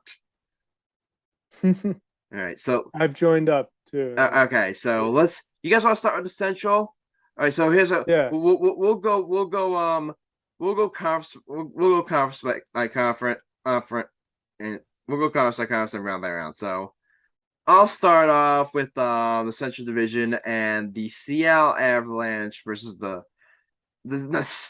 Seattle Avalanche. Colorado Avalanche, the defending Stanley Cup champion Colorado versus Seattle Kraken, and with all due respect to the Kraken, they've had a great season, making playoffs first time. I got Colorado on this one. With the way they've played as of late, McKinnon, having literally hitting 100 points for the first time. You got Akil McCarr that's healthy. George Georgiev played really well in goal for them. I'll take the Kraken. I'll say they don't allow you to choose games on aims on ESPN, which is weird. But I'll say 5 games. I'll give the Kraken a game. All right, now Dallas Stars versus the Minnesota Wild. I'll go with the Minnesota Wild in this one. Ooh, a lot of people are high on the Stars. I really the Wild. That team just plays so well defensively, and they also have the firepower. They got even though they lost off Fiala, they still got Kirill Kaprizov. They got a lot of guys on that team that can score. Jake Andre on the Stars worries me, but I'm really confident in the Wild's chances. And That's a good point. All right, so I'll say that one goes 7 games. I'll say the Wild win in 7. All right, Pacific. Golden Knights versus the Jets. I'll go with Golden Knights. I'll say 6 games. The Golden Knights. I just think they're the better team. With all due respect to Winnipeg, you got Connor Bucks who's playing out of his mind. You got Connor, who's a great goal scorer. I think Vegas has just had such an unbelievable night. You got Jack Eichel, and the boys. Like I like the Golden Knights matchup. And last but not least, in the Pacific Division, the Oilers and the Kings. Is this a rematch of last year? They played last year, yeah. Yeah, so it's a rematch. I think that one went 7, right? I'm not sure. I'll have to double check, but sorry, LA. I've got the Edmonton Oilers. I just think with how well Connor McDavid is playing, how can you bet against them? With how well he's playing, like how well Draisaitl is playing, and how well, and like all that team, it's just that they just got so much firepower that I just really think it's gonna be hard for anyone really to at least in the West to stop them. They're gonna be a tough matchup for anybody. Boo Kings. I don't like the Kings. You know why? You shouldn't like them. We don't like them either. Yeah. So I'm okay with that. Yeah, that goes deep. Okay. All right, Anthony, you want to go next? Yeah, sure. All right, so we're just doing the West. We're just doing the West here. Yeah, so in that first series, we got the top seeded Avalanche and the defending Cup champs against the Kraken, who are new to this playoff thing here, and I think the Avalanche are going to win that. They did suffer an injury. I was looking at this afternoon, I heard, but I think that they're just too strong for the Kraken. The Stars in the Wild, that's very interesting. I'm going to agree with you there and go with the Wild. I think that they're a little more gritty. I know that Jake Ottinger's solid, but when the Rangers played him this year, he wasn't as solid. They put up some goals on him. So, and I just think that the more physical, kind of tougher team is going to win that series. Yeah. So I'll go with the Wild there. So now we're moving to the Pacific. Golden Knights and Jets. I really thought about this one. I thought about what I know about each team, and that the Jets are an experienced team. They've maintained their core really of Mark Scheifele and Kyle Connor, and then Connor Hellebuck, and I really like that. Going against a Golden Knights team that I think maybe took advantage of a division that was weak, and padded their record and stuff like that. So I will say that I'm going to go with a big upset there and go with the Jets. Oh wow! I like it. I like it. I like it. Okay. Yeah, and I think that's an interesting series. Then with the Oilers and the Kings, like you said, the Oilers have two of the best players in the league, offensive players there, in Draisaitl and McDavid, and they're both playing really well this year. McDavid had like 100 points with 20 games left in the season. He's unbelievable, and he could translate that to the playoffs because, last year I'm pretty sure the Oilers won they actually won two series last year. Yeah, they got to the conference finals. Right. So, why am I going to bet against them in this opening round? I mean, I think the Kings are a team that plays smart, and they're, they've got still some good leadership there, but they lost Jonathan Quick. The locker room's different there, so I don't think that's going to work out. So I'm going to go with the Oilers there. All right, Alex, your turn.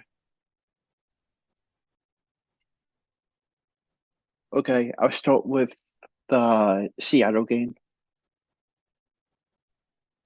So I'm going to go with Colorado. I think it's going to go 5 games.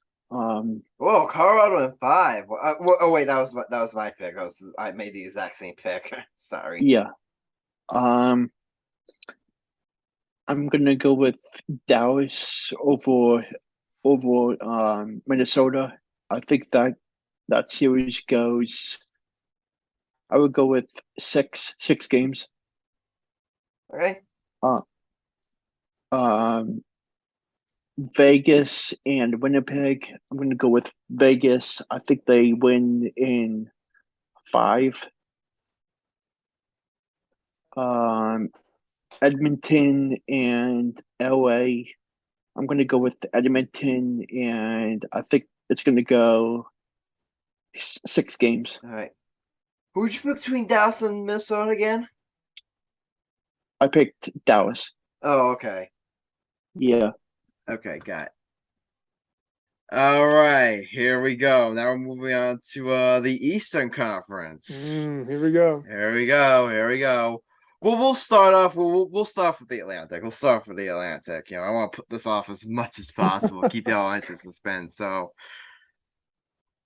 Bruins and Panthers. Not much to say. I've got the Bruins, yo. I'm gonna say I think the Bruins sweep the Panthers. No disrespect to the Panthers. They've been one of the hot seasons of the league, but I just think, Boston is just like, it's hard to see any team being Boston really at this point. I mean, the Prez Trophy curse. You can say that. Look what happened to the Lightning in 2019. You can say that.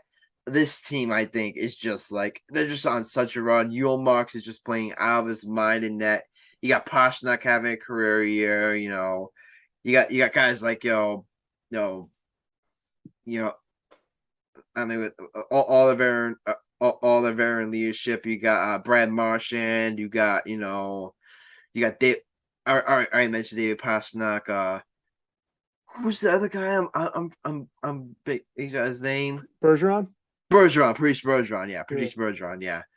They're just a wagon. I really can't pick against them.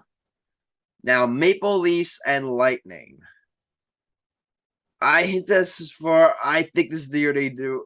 I'll take the Maple Leafs and I'll take them in 6 games. I'll take them in 6 games. With all due respect to the Lightning, I really feel like I said, if not now for Toronto, then when? Really, like that team just has too much talent between Austin Matthews, you got Mitchell Marner having a career year, you got William Nylander having an amazing year, and you still got John Tavares. That team just has way too much talent to knock out of the first half for some years. I think this is the year they do it. Tampa Bay, while you still can't sleep on them, they got Kucherov, they've got Britt and a point, who's had an amazing year. They got Stamkos, they got Victor Hedman, and you can't bet against Andrei Vasilevsky. I just think this is the year the Maple Leafs finally do it, and they finally get out of the first round. Well said. All right, Metropolitan Division: Hurricanes and Islanders. I got a spicy one here. I've got the Islanders pulling off the upset. Ooh, baby. Let me explain. Let me explain. With all due respect, the Hurricanes, they haven't played as well as of late. I really feel like their injuries are starting to catch up for them, and the Hurricane the let me put it this way: the Hurricanes are getting hurt at the wrong time. Meanwhile, the Islanders are getting healthy at the right time. You got Matthew Barzal, who looks like he's gonna be back. You still have Anders Lee. You still got Brock Nelson. You've got some really good guys. You got some really, really while they may struggle offensively, like the Hurricanes, I feel like are going to have the struggles offensively too. And here's the big difference. I think big difference will be in nets, because I think Ilya Sorokin is that guy. I think he's one of the best goaltenders in the National Hockey League. So, it's gonna be a tough series. I definitely see us going 7, but I've got the Islanders pulling off the upset in that one. All right. Here we go. The Battle of the Hudson. The 2 seed New Jersey Devils versus the 3 seed New York Rangers. I've got the New York Rangers winning this series. Psych! I'm choosing the Devils. I'll say in 6 games, I gotta roll up my team here, and here's ultimately why. When you have a series this close, this series is why. When you have a series this close, like it is, all the odds makers say it's close, everyone says it's close. When it's this close, ultimately what I like to do is, when it's this close, bet on the team that has the best player. And no disrespect to Mika, no disrespect to Panarin, no disrespect to Fox. I firmly believe that Jack Hughes is the best player overall. No disrespect to Igor too. I believe Jack Hughes is the best player in this series with how he's performed this year. I really feel like this is going to be his. I feel like this is going to be his time on the shine. And another reason too is I really feel like the Devils have the Rangers number this year. I could feel that they've finished better in the standings. They finished 5 points ahead of them.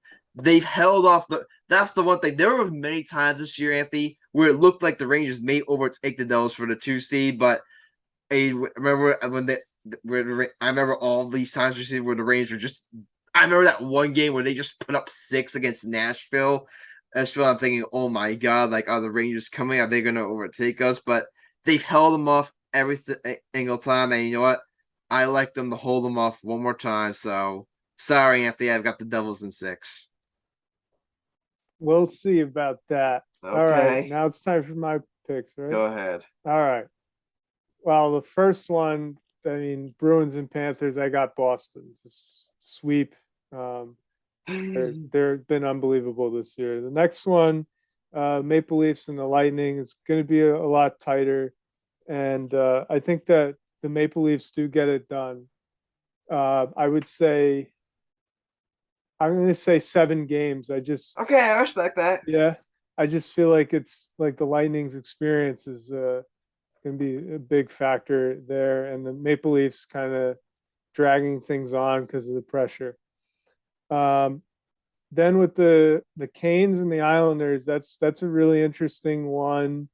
What do the Canes really do great? I mean, they play a defensive game. Like I know against the Rangers, like a few times, like they were really physical with them. They have Brent Burns now, who could put the puck in the net on the power play. The Islanders seem like they're actually like a better functioning team with like their bottom 6 and everything. So I agree with you there, and I'll take the Islanders in Oh, nice. 7. Glad we're in lockstep on that one. Yeah. Okay. All right. Now we're at the big one, right? Here we go. Okay. And I've got New Jersey and no. No. You can't fool me. I'm can't familiar with your game. No, I don't blame you. I don't blame you. If I was, I wouldn't have this in a series this close. I wouldn't have the Stones pick against my favorite team. No, I don't blame you. No, I'm not going to do that here. And I right. think that, the Devils may have had a slightly better season. They, you might have had Jack Hughes this year and everything, but I think that the Rangers, the scoring depth they added with Tarasenko, Kane is going to help them, and the kid line is going to play phenomenal. Okay, and they're gonna grind the Devils down a bit here, and it's going to be a 7-game series. They got the Rangers in 7. Okay. Okay. I respect that. I respect it. Very close. So I'm being respectful. Yeah. And you know what? It's really going to be like out of all these series, it's definitely the best first round series. Easily. It's going to be electric. So. All right. That's me. All right, Alex, you're up. Okay. I'm gonna do Boston in the sweep against the Panthers. I'm gonna pick the Maple Leafs to win against the Lightning. I think that series goes 6 games. And I'm gonna pick the Hurricanes. I think that series goes 5. Oh wow! I mean, I'm just thinking someone on this podcast had to pick the Hurricanes. Someone did. And last but not least, Devils and Rangers. Oh, this is it. The tiebreaker, Anthony. The tiebreaker. I'm gonna go with the Devils. So a true Flyers fan. Devils in 6. Ooh, in 6. Ooh. And that's maybe rough. that's part of me like not being I'm like I don't want to have the anxiety of a game 7, but maybe that's part of it. But yeah.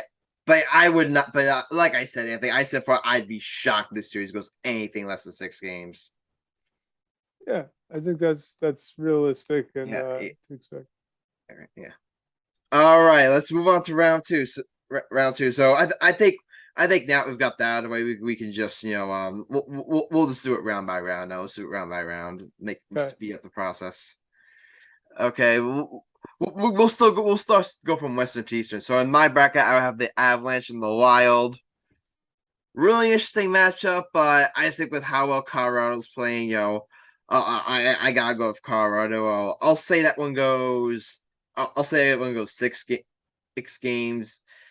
I'll say that one goes 6 games, because I think Minnesota will be a bit fatigued from the series against Dallas. So it's it's gonna be fun, it's definitely gonna be that one will definitely be like a one to keep your eye on. But I've got the Avalanche game back to the conference finals and Golden Knights and the Oilers. I've got the Edmonton Oilers winning up, and I'll say this one goes 7. I'll say that one goes. I'll say that one goes 7. I mean, well, Vegas, the one thing that I think Vegas has enough to get past, a team like the Jets. They're not. I just don't think they have enough to get past a team like Edmonton, with how much firepower they have. Like all the reasons I said before, I just can't see the Golden Knights getting past them. And now, Bruins and Maple Leafs. This one's gonna be interesting. And I'm gonna be honest, I had to think about this one for a little bit. But I gotta go Boston here. Like Austin here. As well, I do have a soft spot for the Maple Leafs, and while I'm definitely a big Austin Matthews fan, with how well Boston's playing, how can you how can you really egg against them at this point, You can't. Exactly. Exactly. I think it'll be hard for it. I will say I think this will. I'll say this one goes 6. I'll say this one goes 6. And now the other battle between New York and New Jersey, the Islanders and the Devils. Ooh, that really hurts. You would be doing what Alex would be doing earlier, just we'll hope a sign saying, "I just hope both teams lose." Yeah. Okay. Oh, 7 games. I'll say, you know where I'm going after. I've got the Devils in 6. Yeah, I figured. Yeah, but that's a respectable showing. For the I will say though, the Islanders are the type of team that those fans scares me, just because while they not have that much firepower, they play excellent defensively. Like that's the type of team. Like I remember a couple of games against them where they just would take away a lot of space, and they would make things really hard on our forwards. So that series, like similar to how the Rangers aren't going to be a cakewalk for the Devils, the Islanders wouldn't be a cakewalk either. Like I could see the Islanders winning that series. No, but again, I gotta be a bit biased here, so just go easy on me, okay? All right. So I'll take it with first in the Central. We got the Avalanche and the Wild in the semis. I'm gonna go with the Avalanche there. They're just a wagon. They're gonna overcome any little mishaps they have. But I'll say that goes 6 games because the Wild are a pretty tough team. Jets and Oilers. This is like I picked the Jets to make it an upset over the Golden Knights and get to play the Oilers, but once they get to that point, I think the Oilers' offense is going to be too much for even Hellebuck, who's one of the best goalies in the league. Let's go with the Oilers in 7. They're going to be really beat up going into the next round. Okay, now I got Bruins and Maple Leafs. That I got to go with the Bruins in 6. Yeah, again, the Bruins just way too strong, and they got the goalie playing well. I don't even know who Maple Leafs goalie is this year. Do you? I can look it up. I can look up. I know I didn't want to make myself look bad, but That I I honestly remember. don't Here's the thing. know. I'm familiar with him. I just get his name. Stamsov, I think is how I pronounce it. Oh yeah, Stamsov. He's played well for them this year. He's played really well for them. all right. So maybe I can't even beat them up for not having a good goalie in that series. But that's why it'll go 6 if they get good goaltending. Yeah. But okay, now I picked the Rangers to get through. Yours is Rangers Islanders, correct? Rangers Islanders, yeah. So going from one local rivalry to another. That's right. We got another rivalry, and it's a tough, bitter one. And this would be a real difficult matchup for the Rangers, like it would be for the Devils. The Rangers have more skill, but the Islanders play better defensively. I can't go against my Rangers, so I think that Shesterkin would be. Oh, they have Sorokin too. You mentioned that would be an epic goalie duel. It would be, yeah, that would be really, really epic. Yeah, I mean that would be like, I guess a 7-game series. I take the Rangers. Wow, the East is so tough. Yeah. Why do we have the toughest just that's coming out that's the thing. That's the thing. That's the thing, and that's why it's gonna be so much harder for the Rangers to get back to the conference finals this year. Because, yeah, I've heard people say that they've arguably gotten better from last year, which I think is true. But that's the thing that everyone knows Austin East has gotten better. Yeah, like that. That's the thing. It's gonna be even harder for them to get back to the conference finals to the teams they would have to play. But I respect the pick, though. I respect the pick. There you go. Okay. All right, Alex. So I'm gonna do the Avalanche over the Stars. I think that series goes 5 games. My next one is Vegas and Edmonton. I got Vegas in 5. Bruins Maple Leafs. I have Boston in 6. I think the Maple Leafs somehow make it a little rough for Boston. And I'm going to go with Hurricanes. I mean, my bad. Devils in 7 games against the Hurricanes.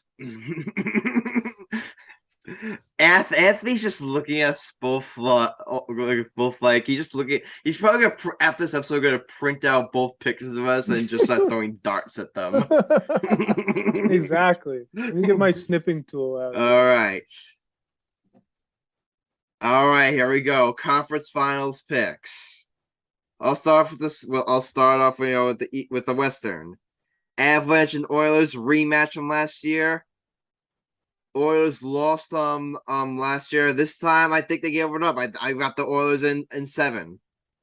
I've got the Oilers advancing. Well, with all due respect to Avalanche, and they played extremely well as of late.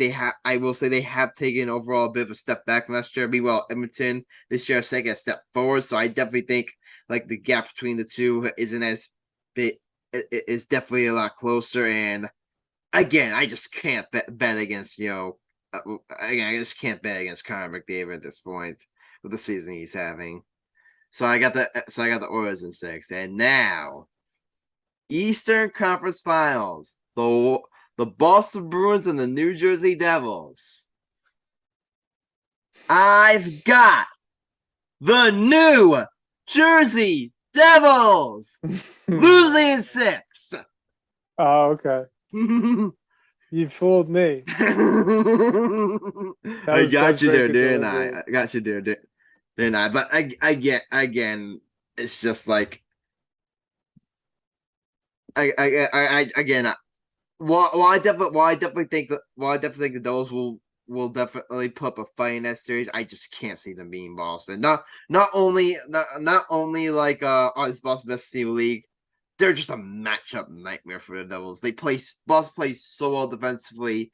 They've got the hottest goaltender in the league, and they have just as much firepower as the Devils. Like that's a series where I honestly like that's a series that I think that's just a matchup nightmare for us. I just can't and honestly, if that matchup happens, and while I did pick them in 6, I'll put up in a fight. My mentality going in that series would be just don't get swept, don't get embarrassed.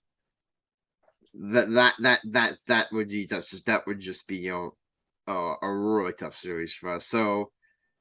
So Anthony looks like you catch a break. I've got the Boston Bruins. Now I can breathe. All right. Go ahead. Okay. In the Western Conference Finals, I've got the Avalanche getting back to the finals. Okay. Over the Oilers. I don't know. I just think the overall team is going to overcome the McDavid Draisaitl blitz there that they've got. I think the Avalanche are very well coached. Obviously, Nathan McKinnon is almost just as much of a star as McDavid. So, McDavid's like on a higher plane than even Draisaitl or anybody, but like the Avalanche still have McKinnon. They still have Mikko Rantanen. They're a very talented team, and they won the cup last year. Now, in the Eastern Conference Finals, I know you guys are pleased to know that it's in my bracket, it's the New York Rangers and the Boston Bruins, okay? I just hope both teams lose. So it's like pick your poison. Who do I hate more, the crossover rivals or Boston? Pick your poison. Yeah, just like I felt about the Devils and the Islanders picking in the semis right. and everything. I had to sit through that. So sit through this one, and in this one, I mean, the Bruins just have not missed a beat all season. I mean, if there was any weakness in their armor, then I would be more confident. But I just they're just an amazing team this year. I think the Rangers have had plenty of shortcomings, and they wouldn't fare that well against the Bruins. I think that this one would. I'll just say 6, but Bruins is 6. Okay, I respect it. I respect it. So there you go. We're both not that big of homers. We maybe homers. We're not that big of homers. That's right. Fans at home. All right. Alex, you're up. Okay, in the West, I have the Avalanche over the Golden Knights. I think that series goes 7, but I have Colorado winning it. And for the East, I have Boston beating the Devils. How many games? I think it goes 6. Okay, I respect it. All right, here we go. My Stanley Cup final would be the Boston Bruins against the Edmonton Oilers. And I've got the Edmonton Oilers winning the cup. Oh my God. In 7 games. Hey. I just think this is their year. I just think it's all, we've had this discussion, when is McDavid finally gonna get his Stanley Cup? Like when is it gonna happen? I just think this is the year. With all I just think the one reason is I just think with all the firepower Edmonton has, I just think they're the only team that can really solve Boston. Solve Boston's defense. I think they're the only team that could do it now. Now what Boston while Boston's firepower does scare me in that pick, I just think would scare Boston us firepower would scare me in that case, and while the Oilers goaltending defense would have to show up, I think with how much firepower they have, if any team could, I think if there's any team that I think would beat Boston, I think it's Edmonton. So upsetter, I've got the Oilers in 7 over the Boston Bruins, winning the 2023 Stanley Cup. You don't think that the Bruins you think the Bruins defense is going to like maybe McDavid and Draisaitl score, but the second line and the third line, you think they're going to score against the Bruins defense? I think because they still got some guys, Nugent Hopkins, I think had 100 points. So the Oilers, that's the one thing about Edmonton that really is proof from last year. Last year was just McDavid and Draisaitl. I know, like, they've got some other guys. They got Nugent Hopkins. They've got Evander Kane played really well for them. They got Heyman. I mean, Nurse and Barry have played well on the blue line, and the one unconcern is how well. The one concern I have is can their goaltending hold up? But I think when you have like that much firepower, I just think I just think this is Edmonton's year, and I may be a little bit biased because in the preseason I did pick Edmonton to win the Stanley Cup, so I thought to myself, if I have them going to the cup up final, I may as well pick them to go all the way. But I do feel like I said before, if there's any team I think can beat Boston, I think Edmonton can do it. Interesting, very interesting. Okay. So for me, I've got the Bruins and the Avalanche in the finals, and the 2 top seeds. Mm-hmm. Very predictable, but yeah, I'm gonna go with the Bruins. I hate to say it, I think that would be the realistic choice. I'd say the Bruins in 6 games. Okay. Actually, I think the Avalanche should be a little bit worn down at that point, and basically be like a cakewalk for the Bruins. Yeah. So that's me. I don't know if it'll turn out this way. Yeah. I didn't really nail some of these picks, especially in the West. I think my East picks are right on point, by the way. Okay. Guys. So Okay. Okay. Okay, Alex, go ahead. So I have the same thing as Anthony. I have the Avalanche and Bruins. I think this series goes 7, and I'm gonna go with the Bruins. Okay, Bruins is 7. I respect it. Yep. well, what was your reason there for because I said I think that the Avalanche they're actually missing Gabriel Landeskog as their captain. He's out for the playoffs. Does that impact your vote? I mean, I feel like Boston has dominated every single game they have played this year, and I just feel like it's definitely going to be tough on the Avalanche side, but I still think that this series is going to go 7. No, definitely. I mean, these these teams would be pretty evenly matched. I mean, both of them. Boston has just shocked everybody with like. I don't know if they have like what Edmonton has. Edmonton had, like Adam said, 3 100-point scores. Boston is more of like this, just like a really great defensive team who's gotten phenomenal goaltending all year and has ridden that to where they go. Will they be able to sustain it? Will Omar be able to sustain it? What do you guys think through the whole playoffs?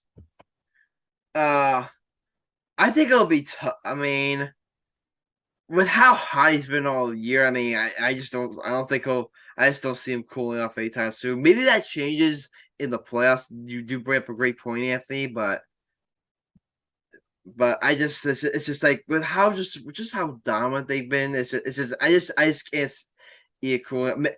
That's why that's another reason why I picked Edmonton is that by then I do think Boston like with how like. That's the thing. Remember what happened? I know it's Alice, but remember what happened to the Warriors back in 2016, where they spent all this time chasing like the wins record, and then eventually they just ran out of gas. I think something similar could happen to Boston, where they've had such amazing they spent all this time and chasing like the wins and points record that I think it may catch up to them like at the better end, and then Edmonton could take advantage. Okay. I guess did we all pick Boston to win? No, you two picked Boston. I picked Edmonton. Oh, you got Edmonton. Yeah. That's the hot take. You got a couple hot takes. That's a big hot take. I think. I don't think anybody really thinks Edmonton's going to even make it to the finals. Am I right or? Well, right now I'm looking on the dashboard. Right now, the Oilers. In terms of most picked champions, like they're among all brackets so far, they're second. Oh, okay. At least on ESPN. They're second at 14%. Bruins are obviously leading the way at 40%. Yeah, I guess I've kind of slept on the Oilers a bit, having that depth. I mean, we all know about and that series would feature the league's top power play versus the league's top penalty kill. That would be interesting. Yeah. All right. All right, guys. Those are our records. We will be posting these on our Instagram, so definitely go check them out. And we'll see how well they age. It should be fun, but it'll be fun. Yeah. All right, but really quick, it's time for this is our last segment of every single episode. Anthony, our bets of the episode. So, and like I say, it's a sports gambling thing. We all make bets. We all make picks. So, but I say we add a little something, Anthony. This season we add a little segment called the game of the episode, where whoever had the most points last episode, like guess whoever did best last episode gets to pick the game of the week. And to really quickly recap last week, in terms of overall, we went 1-9 last week. Overall, we went 0-5 because just saying we for the last year, I think game of the episode was it Dodgers Giants, Alex? Yeah. We all picked the Dodgers and the Giants won. So Wow.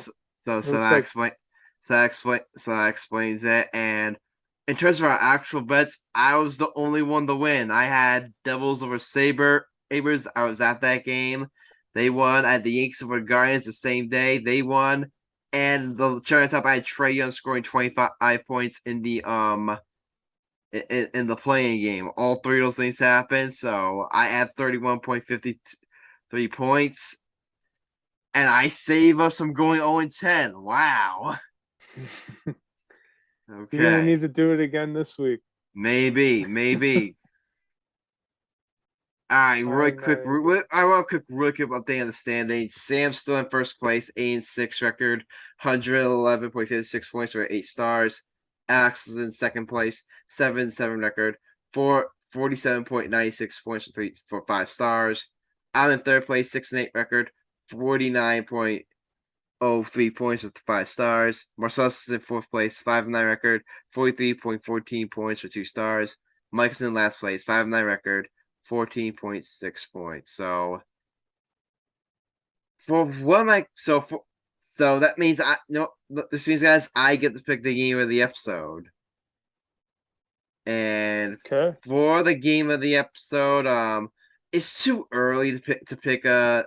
I'm pretty sure we're gonna have like at least one more episode before game one of Devil's Reign, so I can't really pick that. So you know what? What? You know what? Why not? Should I do it? I'm going to pick.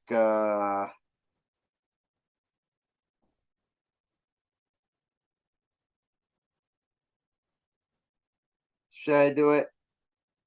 Because I was gonna do this for my bet, but should I really double up on it? You actually making a bet? You know what? I'll do this. The game of the episode will be Game 1, Warriors at the Kings. How about that?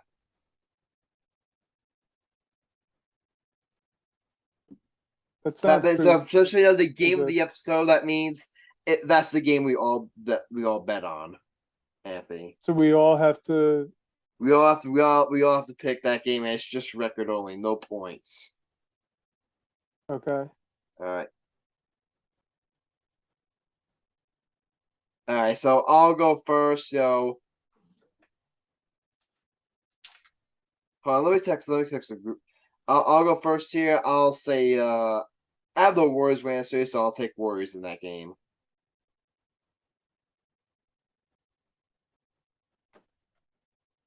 Go ahead, Alex. I'll take the Warriors. Okay. All right. I don't know whose bet you're gonna be filling in for, Anthony, but we'll have you fill in forever. So who are you picking?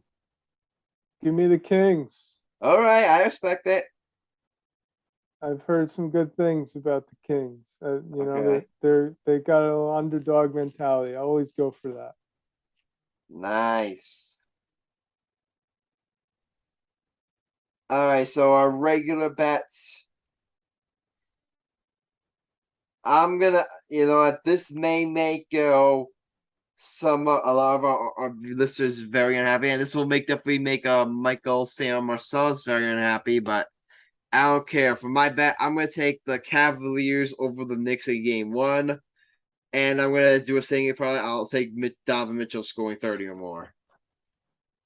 The only reason I'm choosing Game 1, I think it'll be a fun series. The one thing that scares me is that I just don't know whether or not Julius Randle is going to play in that game. And if Julius Randle's out, we said this in the last episode, Anthony, if Julius Randle's out, I just can't see the Knicks winning Game 1. No, that's a fair point. I mean, I was listening to Barton Hahn on the radio today, and they were just like, with his status up in the air, the Knicks are basically not the same team. They have a lot. No, they did beat the Celtics without Randall, but was it without Brunson? I think. Yeah, it was without Brunson. So Brunson, yeah, probably Brunson. Yeah. Okay. So we're yet to see, right? We're yet to see them play without Randall. Without Randall. So yeah, that's gonna be a tough one. That's why I've got the Cavs winning that one. All right, Alex, you're up. I am gonna go with Sixers money line. Money line over us weak. Also, if you're gonna pick against us, Alex, at least have some balls and choose the spread. Nope, money line. Okay. So I would. Is that it? I have two more. Go ahead.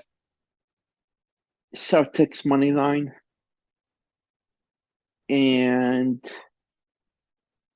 let's see, and Grizzlies money line. Over the Lakers? Wow. Yeah. Okay. By the way, we got Michael's bet, and he's taking the Lakers over the Grizzlies. A little surprised he isn't choosing the Knicks. Oh wait, that's probably because Randall's not healthy. That's probably why.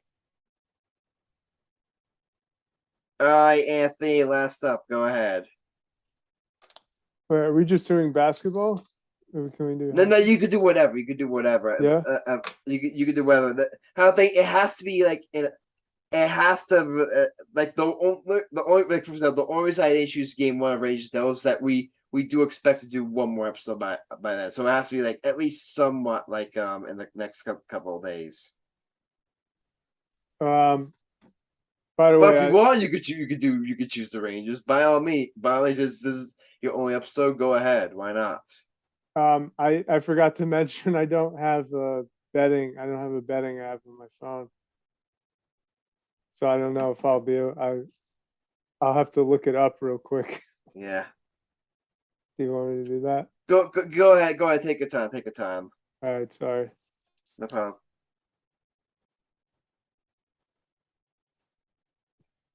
Here. I'll You want to read me pause it. some? All right, guys. Yep. So I'm going to go to the first game of the Rangers Devils playoff series, first round.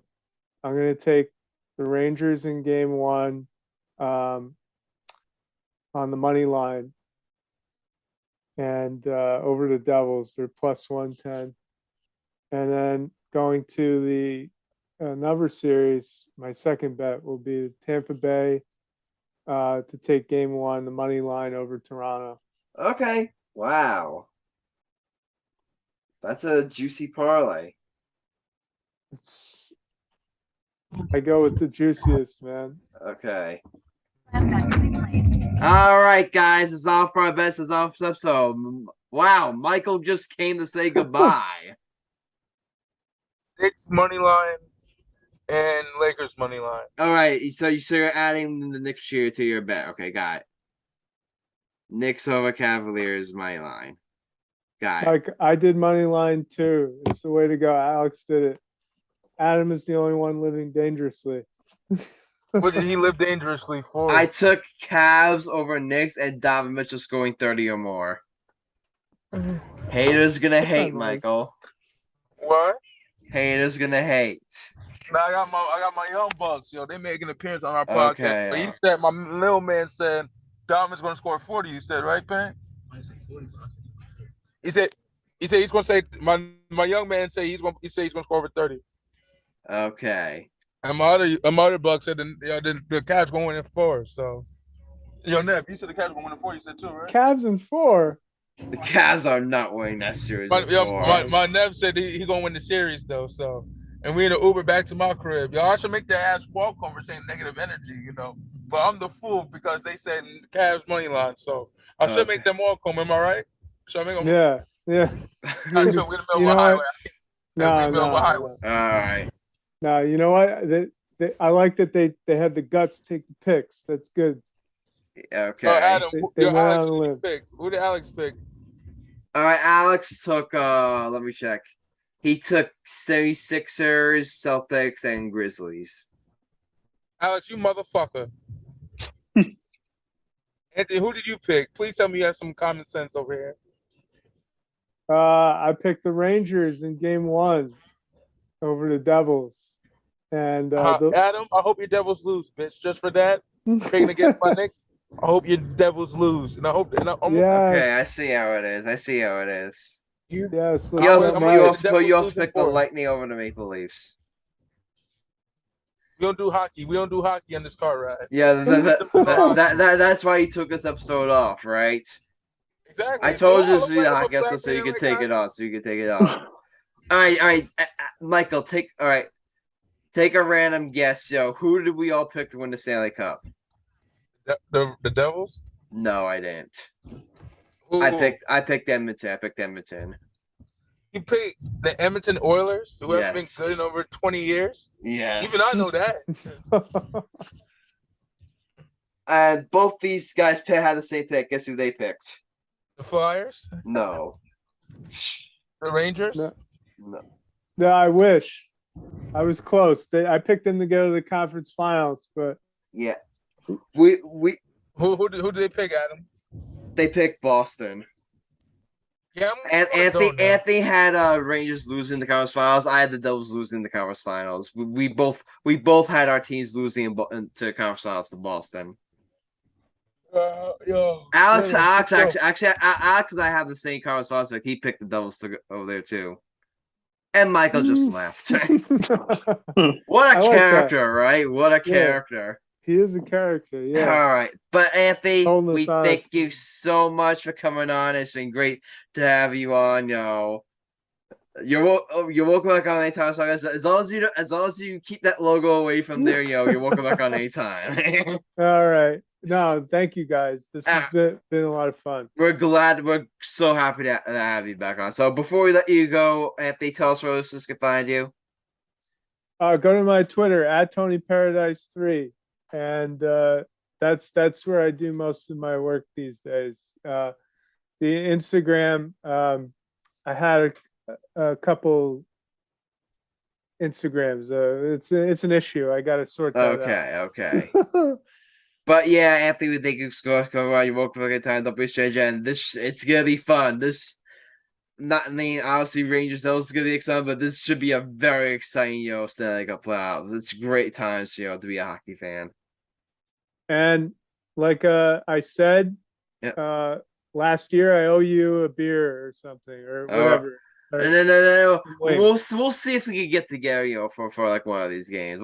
We'll see if we get together. We'll have to find like a neutral site with the fans of both teams. That way, like for example, like you can't take me into a beer in Midtown, and I can't take you to one in Newark. Sounds good. Okay, I'll be wearing blue. All right. I'll be wearing red. We'll have to stay out of the Crip and Blood areas. Yeah. Okay. Yes. All right, guys. Any final thoughts? Look, I think even though the Bruins look like the top dog, they could still lose in the conference finals or the finals. All right. We'll see. Alex, any final thoughts?